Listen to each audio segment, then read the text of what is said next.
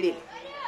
KPS ಶಾಲೆಯೊಳಗೆ ಒಬ್ಬಾಕಿ ಏನಪ್ಪ ಅಂತಂದ್ರೆ ಈಗ ಹೆಸರೇನು ಒಂದು ಹೆಸರು ಹೇಳ್ರಿ ಯಾರ್ದಾರ ಒಂದು ಸುಮ್ಮ ಹಂಗ ಯಾರ್ದು ಹೆಸರಿಲ್ಲ ಇಲ್ಲ ಹೆಣ್ಮಕ್ಳ ಹೆಸರು ಲಕ್ಷ್ಮಿ ಅದ ಅಂತ ತಿಳ್ಕೊಳ್ಳು.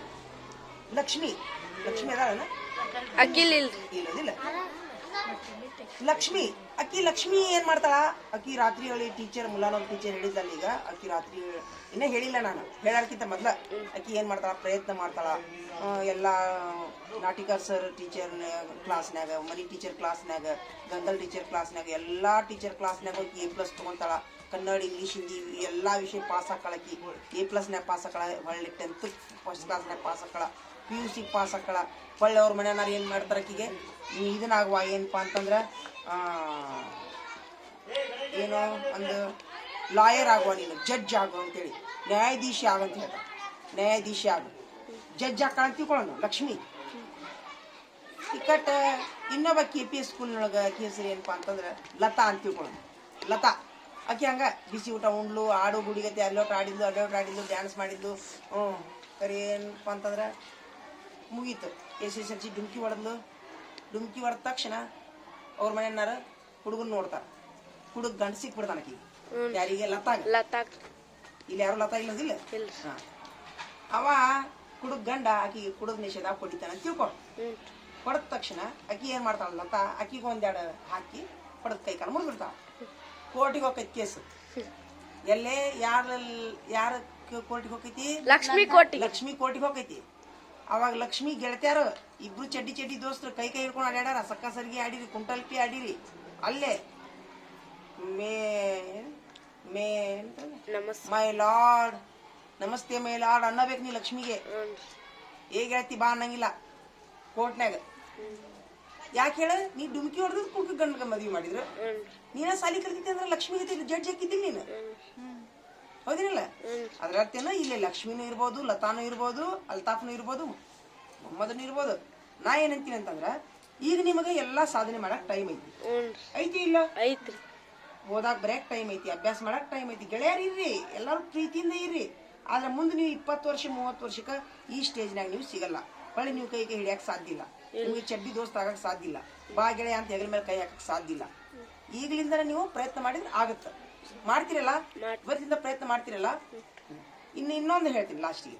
ನೀವು ಶಾಣ್ಯರಾಗಕ್ಕ ನಾ ಹೇಳಿನಿ ಆಗಲಿ ಸಂಬ್ರೀನ ಏನ್ ಹೇಳೀನಿ. ಶಾಣ್ಯರಾಗಬೇಕಂದ್ರೆ ಏನ್ ಮಾಡೀನಿ ಏನಾಗಬೇಕು ಮನಸ್ಸು ಸ್ವಚ್ಛ. ಮನಸ್ಸಿನೊಳಗೆ ಯಾವುದೇ ಗೊಂದಲ ಇರಬಾರ್ದು.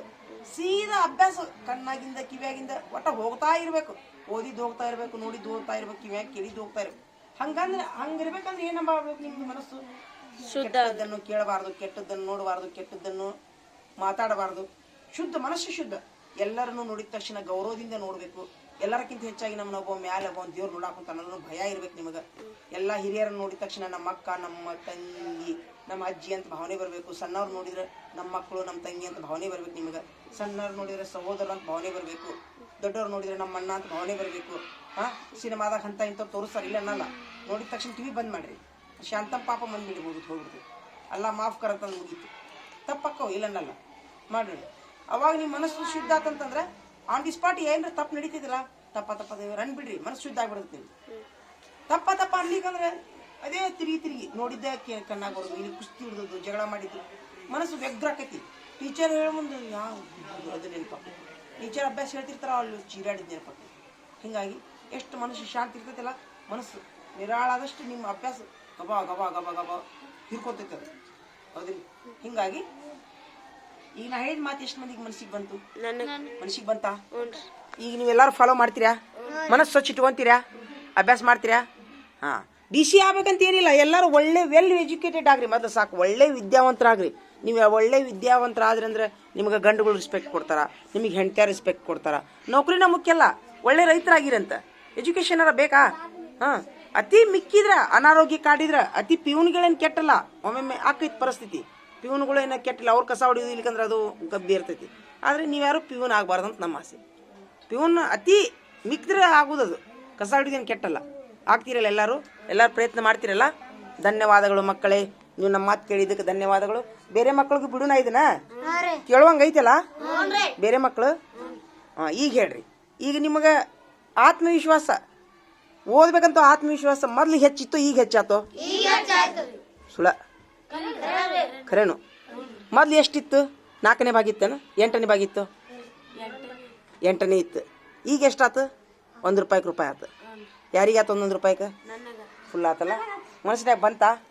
ಹಾಂ ಜನ ಈಗ ಹಂಗಾರೆ ಉದಾಹರಣೆಗಾಗಿ ಈಗ ಇದು ಆಗ್ತೈತಿ. ಏನಾರ ಒಂದು ಈಗ ತಿಳಿಯೋದನ್ನ ಆಗಲ್ಲ ಹೇಳಿನಿ. ಏನೋ ತಪ್ಪು ಮಾಡಿರಿ ಹಿಂದೆ ಏನು ಮಾಡ್ಬೇಕದಕ್ಕೆ? ಈಗ ಕ್ಷಮೆ ಕೇಳಿಬಿಡ್ರಿ ದೇವ್ರಿಗೆ. ನೋಡೋಣ ದೇವ್ರ ಅನ್ರಿ, ಹಿಂಗೆ ಹೇಳ್ರಿ ದೇವ್ರ ಅನ್ರಿ, ಕಣ್ಣು ಮುಚ್ಚೋರಿ.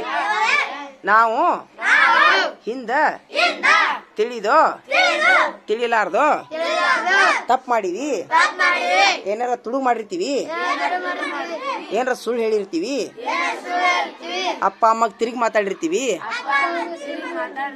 ಚುಟ್ರಿರ್ತೀವಿ, ಬಡ್ದಿರ್ತೀವಿ. ಅದನ್ನೆಲ್ಲ ನೀನು ಹೊಟ್ಟೆಗೆ ಹಾಕೋರಪ್ಪ ದೇವ್ರ. ನಮಗೆ ಸನ್ಮಾರ್ಗದೊಳಗೆ ನಡೆಸು, ನಮ್ಮ ತಪ್ಪನ್ನ ಕ್ಷಮಿಸ್ಬಿಡು ದೇವ್ರೇ. ನಮಗೆ ಜಾಣರನ್ನಾಗಿ ಮಾಡು, ವಿದ್ಯಾ ಬುದ್ಧಿ ಕೊಡು ದೇವ್ರೇ. ನಾವು ನಿನ್ನ ಮರೆತರು ನೀ ನಮ್ಮನ್ನ ಮರಿಬೇಡ. ಆಯ್ತು, ಧನ್ಯವಾದಗಳು ಮಕ್ಕಳೇ.